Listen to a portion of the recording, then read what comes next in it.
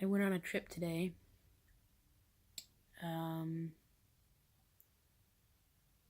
I went to Santa Cruz and I ran along the coast on the beach, and I sat at the beach and then drove to Castle Rock State Park, which is absolutely amazing. Um, Surrounded with forest and just trees, and yeah, there's forest and there's trees because they're separate. Um, I don't know what I'm gonna talk about today. Um, and right now I'm feeling really light, and I'm feeling really relieved. Um, I wrote another letter. This time I wrote it to my dad, and it's funny because I knew that my next step was to write a letter of forgiveness to my dad, but what I didn't know was that I actually had to write out and recognize the things that I was actually mad at. Like, it's almost as if I had disqualified those, yeah, it's okay, he was getting over his addictions. He had addictions to cigarettes at the time, and he had just recently, when I was born, he stopped drinking, and then I made a bunch of excuses for him and skipped the part where I could be mad and I could be sad and I could let myself feel those things, because I just understood that I had to skip a lot of my childhood and just grow up really fast because I had no choice. And now it's almost like I'm retracing my steps and letting myself feel those emotions that the 8-year-old, 9-year-old, 10-year-old, 14-year-old, 15-year-old me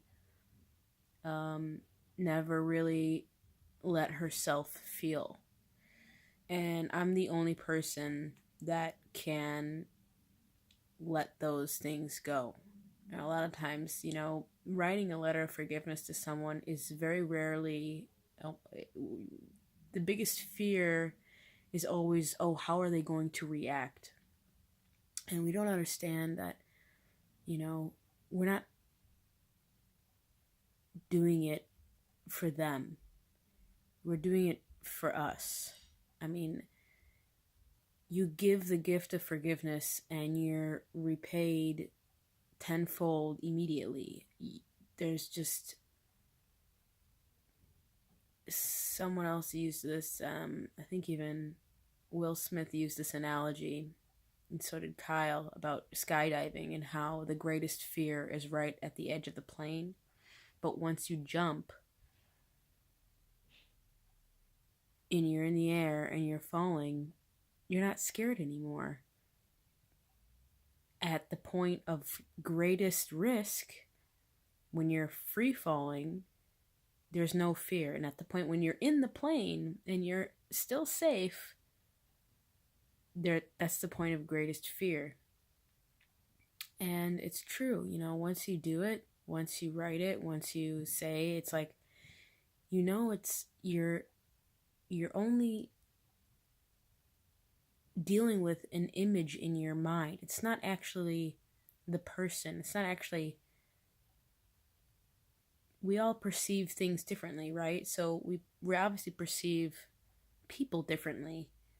And if you sit in a room and you close your eyes and you think of 4 different things, let's say, use different phrases, like you use the word mom, and use the word dad, and use the word President Trump, and use $1 million.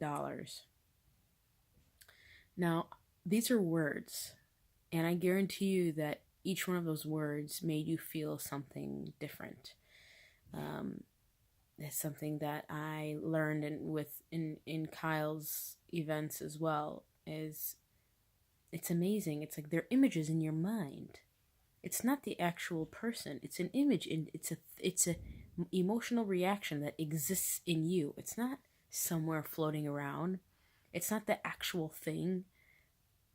If I had a briefcase of $1 million, what kind of emotion? It's just a bunch of bills.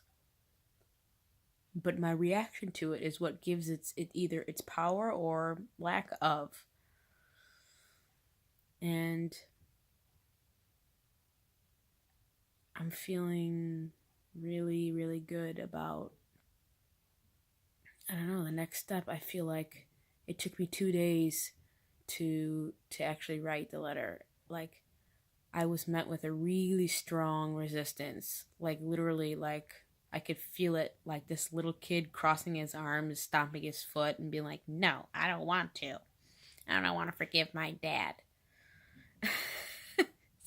Like, and I was like, okay. I tried to write a little bit, and I felt like I was forcing it, so I just said, okay, I'll sit with it. And it's really like being a mother to a child and being patient. Like, okay, I'm not ready today. Let's try again tomorrow. And today I meditated, and I was in nature all day, and which I talk about this a lot. Nature does amazing things to me. And I feel like I'm back at square one again. Like, I don't know what's next. You know? I'm feeling really, really, really good and really free. And